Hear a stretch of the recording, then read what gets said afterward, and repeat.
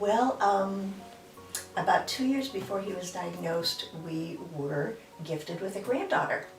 And so that was really great that he was very engaged with her and could play with her. She still has really great memories of him, you know, from her really young years. So that was really nice. That being around kids in general was just really lovely for him. He was great with our two daughters and so on.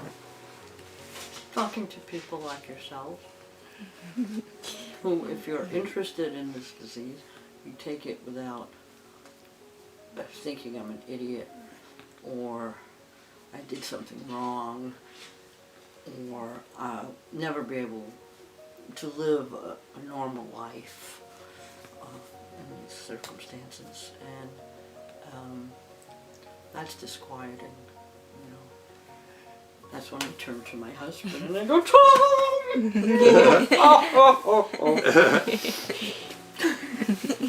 You know? So. Well, that's a good question. For the first couple of years, you can act fairly normally. I took my wife and I went on a cruise to the Mediterranean. I had to watch her all the time. In fact, we were in a group, so if I had to go to the bathroom or whatever, I asked somebody else to make sure that she didn't get lost or whatever. And so I was able to travel. We went to church. We went to CYS concerts. We did a lot of things. Yes, in the beginning, for example, my wife, in the beginning we just found her repeating questions. Okay, it's the same question but repeat a couple times. And found by my son. Yeah, because we already separate each other, me, my wife, and my son, and his family. So I didn't pay attention on my wife's, you know, but my son found these symptoms. So my son told me, and want me to. So he questioned about my wife's behavior change because of this. So I said, nothing wrong to me, because I with her every day. But so later on we sent her, we took her to the clinic as I think neurologist. And one of the first neurologist, he diagnosed, do some testing or exam. And initially, he found out my wife pretty much have this disease. In the beginning, we don't know, we just come from nowhere. My son found this. I don't even know. Just start from the repeating question a couple of times, same question, but she's repeating, talking about won't get the answer. We'd be getting up and getting ready, and Dennis would ask, "What day is it?" And then a few moments later, she'd ask, "What day is it today?" And then a little later, maybe a third time, "What day is it today?" So that was sort of a change, a sign. The other one that was slightly more distressing was Dennis is very good with language and intellectual activities like that. I'm very good on the science, the geometric, mathematical, spatial side. And so she always had trouble finding where she parked the car and things like that. But what became much more drastic was she would go to an event as a legislator and was speaking or whatever, and would come out and couldn't find the car. And sometimes she'd call up and we had to go out and circle the neighborhood 1 block around, further out, till we discovered the car. And this was you know, too much strange that it just absolutely blanked out of her memory where she had parked. to my case, in the beginning, I don't even know what's going on, and I don't even know this disease. So later on, I learned from this organization. I found out this organization. I attend their seminar or meeting, class, and then because I know this is have the long fighting. Okay, it's not a, you can make it better and make it cure, but you have to sustain and make it more patient. And because I'm a Christian, I should make more love, more patient, and more tender caregiving to her. But in the middle, almost to the in the middle stage, for my case, I'm losing my patience. Even I'm a Christian, I have to admit that part, because I'm a human being. You say you are a Christian, but you are a human being. You stay with her every day, every 24 hours, every day for so many years. I lose my patience because of her disease. I change my activity. I change my feeling, my emotion. Of course, because we are husband and wife. So something more. I lose my social activity. I lose my exercise. And reduce. I become kind of unbalance myself. So I lose my temper. Later on, I lose my temper. She don't even get mad on me from the day one to last day.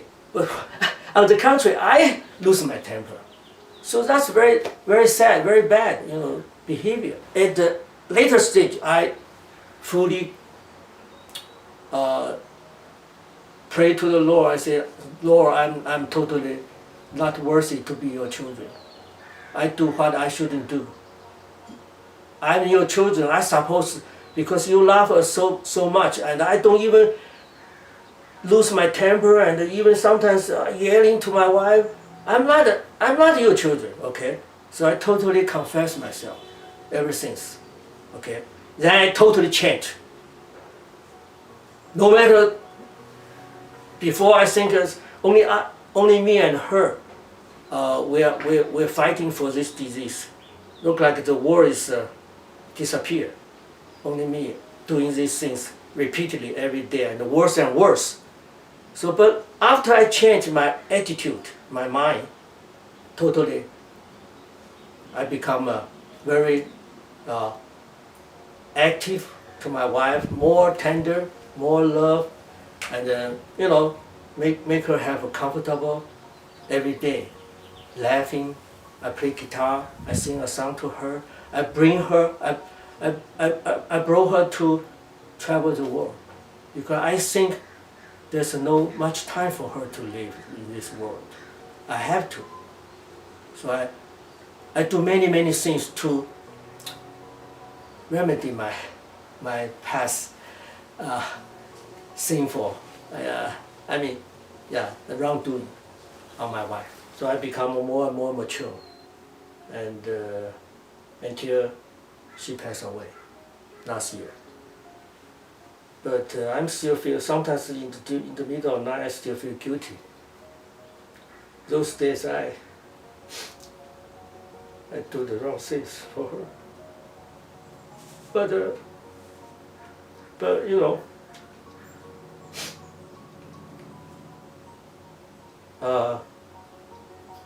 thank God to change me a lot and make me learn more.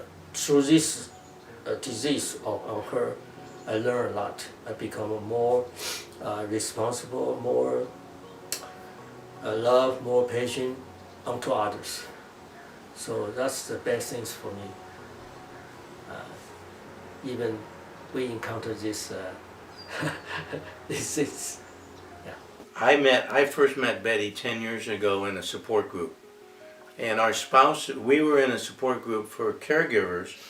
Our spouses were in a care support group for people with dementia. And so our spouses knew each other before John passed away. And without that support group, I would not be a sane person. It's so difficult to deal with a person for instance, with my wife. I mean, physically you look at her and she's there, but mentally she does some very weird things, and it really totally stresses you out. And the percentage is that 25% or even more, 25% of all caregivers die before the person with dementia from stress. It's exceptionally stressful. And we've seen that in our support group. We had a person in our support group, a lady in our support group, whose husband was a doctor. He was a surgeon. He was sitting in the family room, and she was so stressed out. She was cooking dinner one evening. She passed out and died on the kitchen floor. He didn't know how to get up and give her CPR. He was in the early stages too. It's not like he was in the late stages. And so the funding needs to be there to help the caregivers, because if the caregivers aren't around, then the person with dementia is even more lost. So that's another. As a caregiver, you essentially become their brain, and they look for you for all guidance. What should I do now is the common thing that a person, even in early stages, will say to their caregiver. Tell me what to do. You know, what should I do now?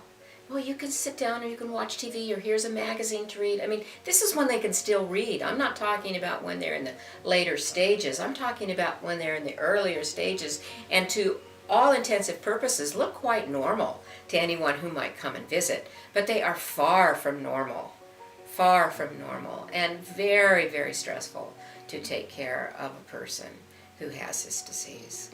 A lot of the members of my support group come at the point in time when the person is a little beyond the initial stages of memory loss and they're into more of the difficult stages of memory loss, or the family member is actively caregiving and that family member is becoming exhausted.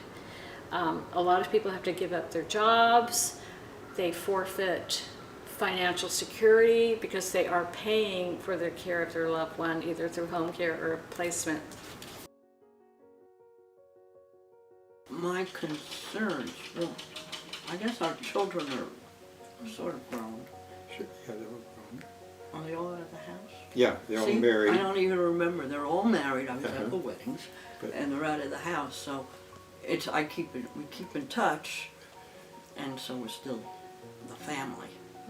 And my worry is we sort of, as I become less capable, perhaps, it sort of breaks down a little bit. You know, Mom, you know you can't do that. As children are likely to do. And that's the kind of thing that. If I can add, that we have a strong family network with the 3 daughters and husbands and grandchildren, 3 grandchildren. And so one lives a half mile from here and checks in on us on a regular basis and all. And our grandson, her daughter, her Yeah, son. and the grandson stopped by. Mommy, don't say that to her. So, I've got protection. so having kind of a close network is really valuable. And to me, you worry about, okay, will you be with me to take care of me as I have more needs? And that's really been a major underlying concern, I think, and of course I will be. Unless you get the disease. No, I don't think. But you see, I still have a sense of humor. Yeah, definitely. Yeah.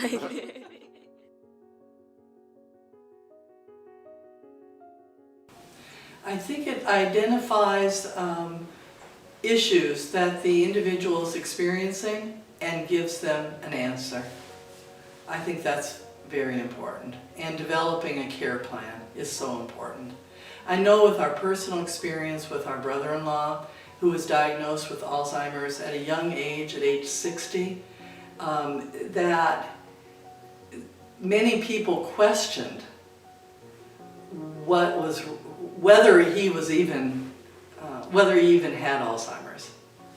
And that was a terrible thing for our sister-in-law, where she continuously had to explain to people that yes, something was going on with Ernie, because they weren't able to see it, and yet it was there as she lived with him. So biomarkers that definitively identify that this is the disease will allow the stress of all of that to fall away, and then you can deal with the disease rather than questioning what's going on. It's a game changer. It's a significant change. So we, and I say we loosely, not me, but researchers, scientists, are pretty close. I keep hearing this. I go to a lot of conferences and I keep hearing a blood test and or an eye test is on the horizon. It's coming. We're going to have this soon. And those two tests are predictive. So we'll know in advance, 10 to 15 years in advance, through a simple eye test with existing technology or a basic blood test, whether or not a person is developing this disease, or whether or not they're already symptomatic, and that would help determine the cause, right? So what would we do differently? Oh my gosh. Well, if it's pre-symptomatic, then if this was happening to me, I would have many options. I would be able to participate in clinical trials to further science. They know I'm developing it. Give me, whatever, and see if it influences it, if and when I become symptomatic. So pre-symptomatic diagnosis is really the gold standard. Once we get some great tools, and again, I keep hearing we're close, then we can try these other treatments, maybe even treatments that have failed because perhaps we were administering them too late. So we can try these treatments before and see what happens in the future with these individuals. What the science says is if we can delay the onset of symptoms by 5 short years, 50% of the individuals who suffer with Alzheimer's would never suffer from it. Because for the most part, it's a disease of older people. And so if we have something that pushes back the symptoms, then I may live out my normal lifespan and never experience those symptoms. And I think that's a wonderful thing to look forward to.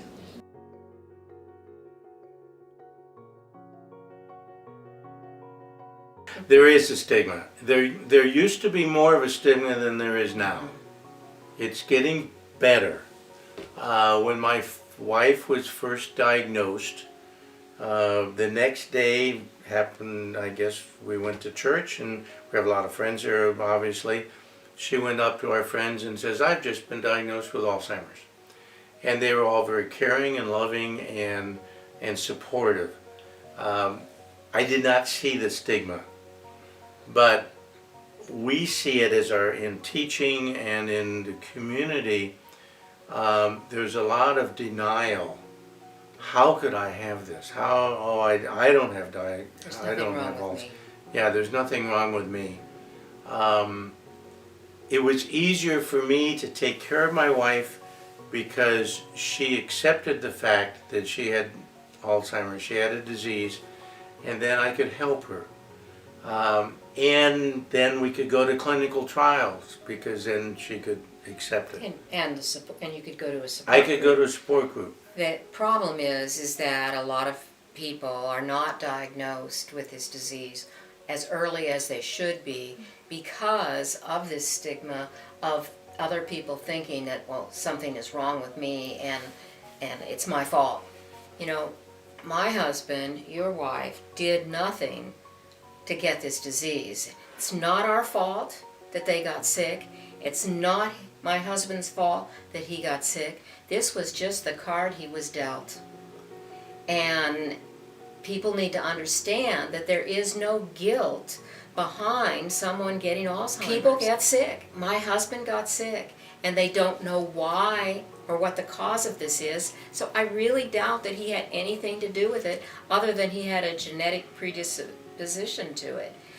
It's nothing that he felt stigmatized by, but I know that a great number of people in our community do feel the stigma of Alzheimer's, that there's something wrong with him. I think it's because maybe it's a mental disease, and there is this stigma about mental health. Well, if I just be tough, I could get through this, and the disease is going to go through its process. It has nothing to do with you having a tough moral fiber.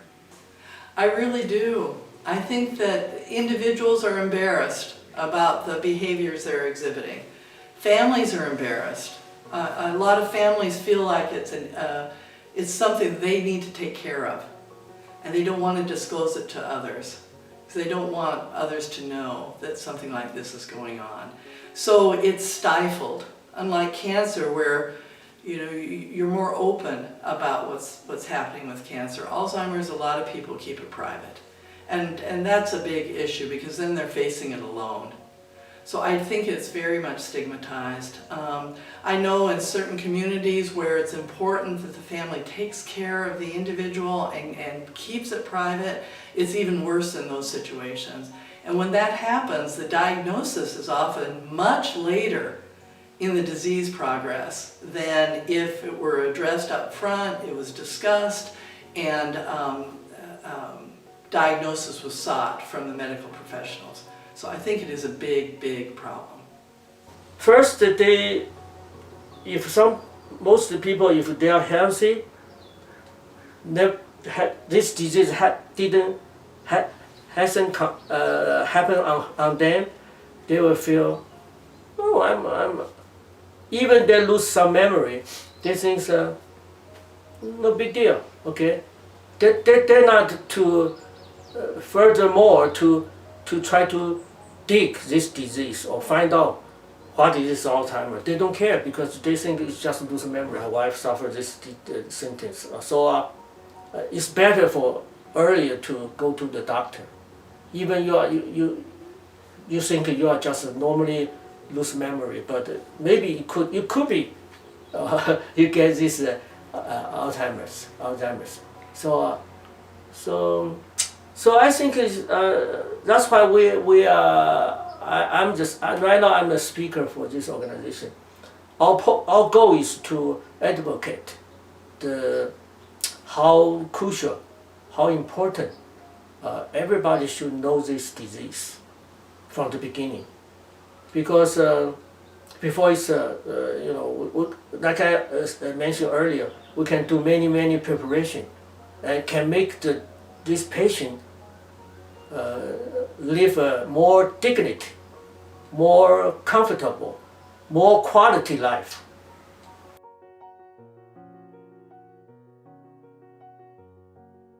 There's two reasons why Alzheimer's research has not gone further. One is the money. Okay, Alzheimer's, and any research really, is expensive.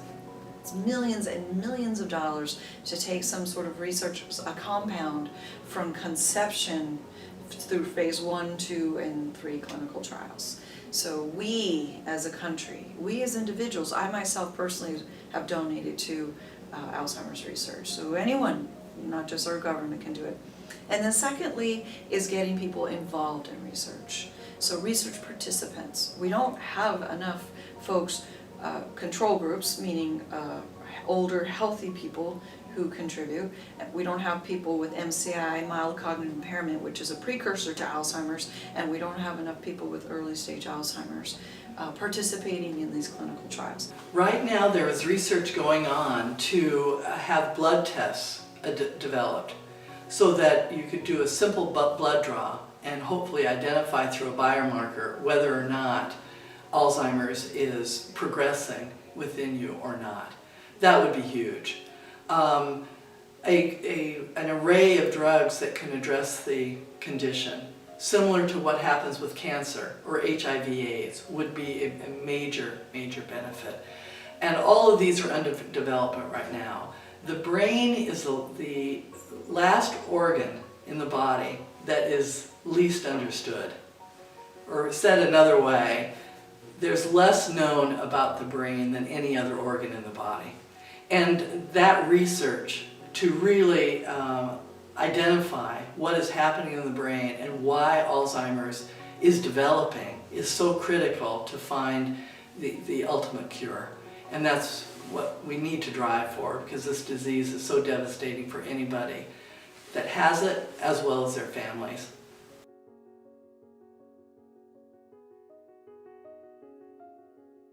Well, being aware of the cause of Alzheimer's disease and what it does to people and how you can best help them, respect them, and deal with them is one important level. On the community level, there is a Dementia Friends on the web that you can go through a short kind of training test and all, and take this, and I mean, people have shown that they're, you don't get frustrated if the same question's asked twice. You just try and, or if there's a concern, you try and deal with it, not become frustrated. Lots of personal things, and if you're dealing with a community where there's a member or friend who has the disease, then you can be a much better friend, social community member. At the next level, you can volunteer, and so what we do, we volunteer for what's called AIM, the Alzheimer's Impact Movement, and are on a team that works to influence our U.S. representative in Congress, Representative Anna Eshoo, and try and bring awareness to her. This team of people, many of which have experienced Alzheimer's in some type of personal level, bring awareness, things that can be done, for example, with funding from Congress to try and develop diagnosis, try and develop hopefully someday a cure for the disease, and try and help others. And you can volunteer, and we volunteer with the UCSF, University of California, San Francisco, in quite a number of studies. I'm volunteering in at Stanford VA at a Caregivers study right now. It's been a year long. I've even gone ahead to being willing to do yoga and meditation to try and see if these things can help keep my health up as well. And so there are lots of things you can do, many things, and you can just make people in your community aware of this disease and how we need to fight it.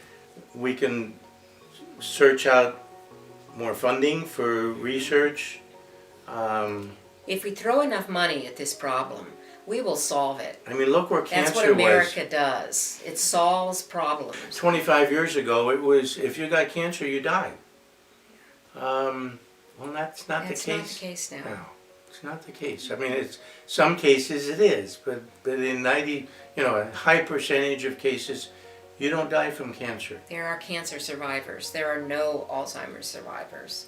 And if we throw enough money at this and get enough young people interested in spending their research career in solving this problem and getting those bright brains from graduate school to get the grants to be able to research, we will solve this problem. There's nothing that we can't do technically if we set our minds to it. But the funding has to be there, and the promise of reliable funding has to be there. As young people decide what they're going to spend their life researching, are they going to research cancer or are they going to research Alzheimer's?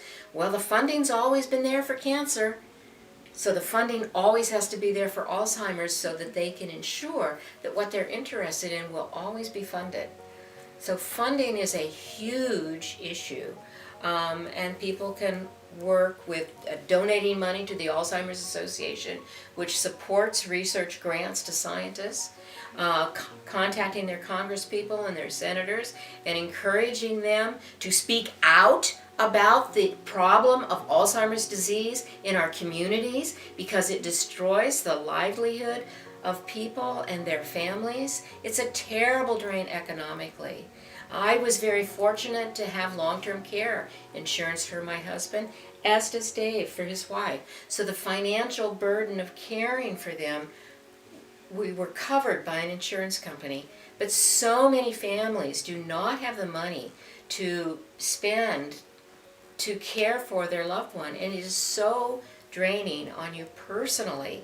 It's a 24-hour job to care for someone with Alzheimer's. There's a few ways. One is to participate, like you are, by the way. You're helping get this information out there, and I thank you for that. So participate, get involved, whether that means you join AIM. AIM is our legislative or our lobby arm, because as a nonprofit, we're not allowed to be politically active. So we have another arm, us but separate, that can do that. So by joining AIM, by reaching out to your Congress people, the people who represent you, and informing them this is a problem, and we need more dollars for research, and we need more energy around programs and services to help people with this. So being more involved, young people like you, but everybody, to be just more aware and involved. So being more involved, donate resources, donate time, right? Participate in one of our walks, any way that folks can raise awareness around this is super helpful. Yeah, so that's how we can change the world. There's going to be more people living longer, which means there's going to be more people developing Alzheimer's and dementia and having these kind of cognitive declines, which means there's going to be more people need to be caregiving. And it's going to fall on younger people to do that. There are not enough professionals to do this. So it's really imperative for younger people to know what Alzheimer's and dementia is, what the symptoms are, and how it develops over time, and how it impacts, for instance, your grandparents in the way that they're going to be behaving in the home.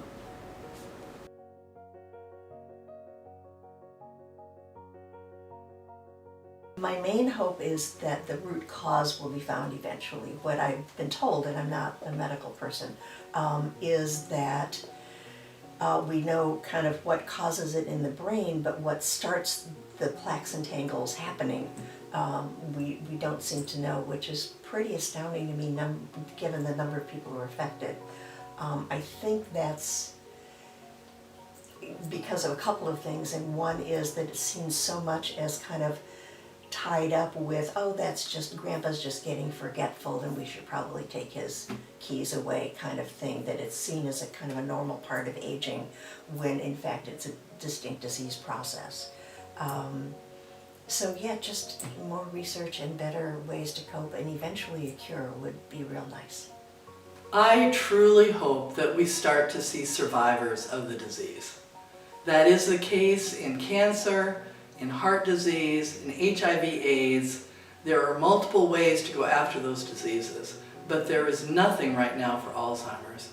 So right now, if somebody's diagnosed with it, the ultimate end is death, and we need to see survivors. So that is my hope for ending this disease. Well, my hopes is, well, certainly cure, that's like, wow, right? But a disease-altering treatment would just change the world, some way to manage this. And of course, to take some of the stigma away from the disease. You can't help it, just like cancer or anything else. Mental illness has a lot of stigma, so pushing away the stigma and reaching families and helping to educate families on kinder, more effective ways of interacting, of changing ourselves, changing the environment, changing the situation, our expectations to work better for the person with dementia. As the disease progresses, the brain actually shrinks. And so there really is no hope for my wife. My hope for my wife is that she dies comfortably and without pain. My hope is that my children don't get it. That's my hope, and that's why we advocate to try to get more funding for research, and that we find a cure, or maybe not necessarily a cure, but a way to prevent it from happening. That's my hope, and I don't expect a cure from my wife because her brain has shrunk. She doesn't have the same capabilities that she had 10 years ago. If you look at at the Tech Museum in San Jose, they have after autopsy, they have a normal brain and they have a brain of an Alzheimer's patient. And a normal brain weighs 5-6 pounds. An Alzheimer's patient's brain weighs about 3. It's actually about half the size. And so I don't expect my wife to recover.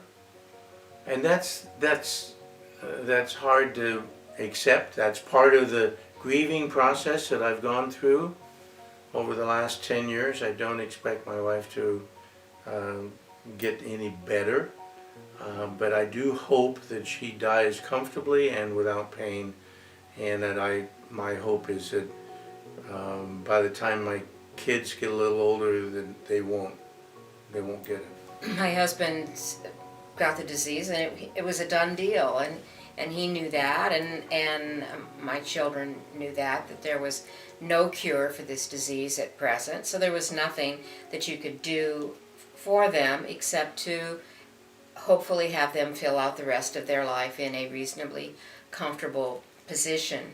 But the reason why we do advocate is for the future, for the younger people, for my sons, for you ladies.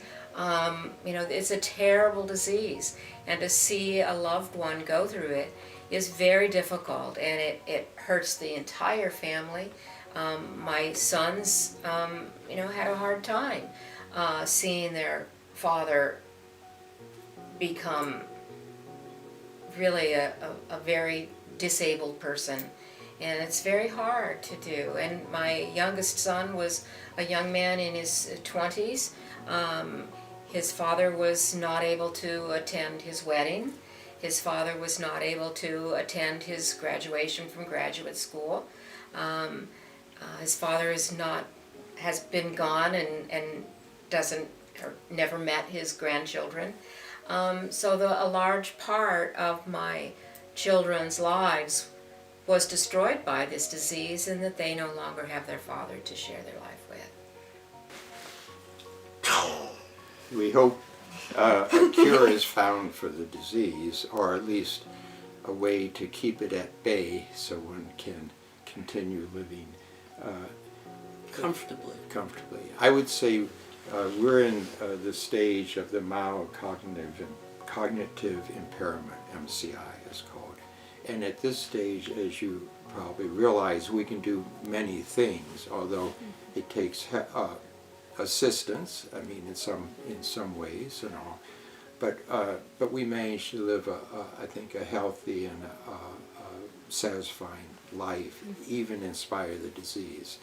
Now we hope that can be extended so that if people don't get the disease, it's best if people know how to deal with it, of course, is important, but and we hope for a cure. But if nothing else, we hope that with the aid of medication and information, understanding that people can live healthy, happy lives through the disease and not have to deal with some of the awful things that come at the end.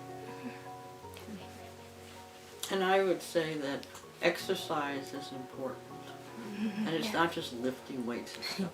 All you need to do is walk a mile or 2 or 3 at a nice pace, not fast, not slow, and your blood keeps going. And being active. And that means oxygen goes up here and keeps your brain alive. We really think that has helped us. Hope, my hope, of course. I personally suffered this ordeal from the start to the end, 10 years. I have all kind of up and down, tears, and emotionally, physically changed. Myself, I'm talking about myself. Of course, she changed a lot, better, worse than me. So I do hope the sooner the better. The sooner the better can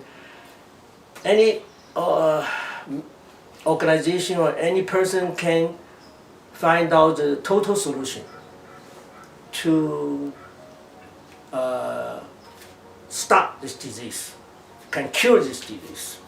That's it's a blessing for the people who suffer this disease.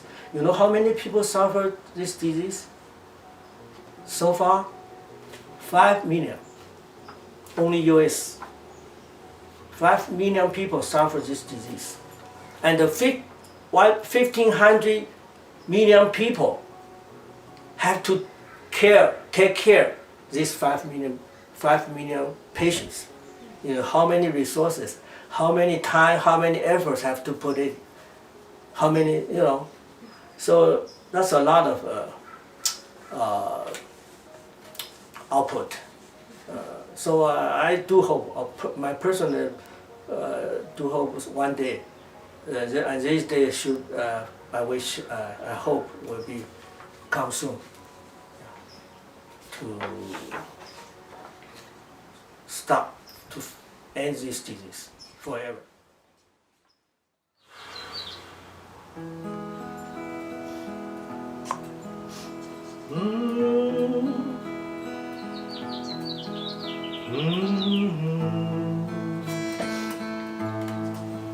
La la la, la la la la, hey da da, hey da da, hey da da. Oh, when the sun go marching. Oh, when the sun go marching,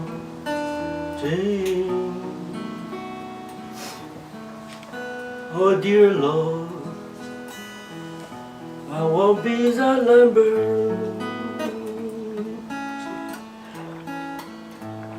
Oh, when the sun go marching.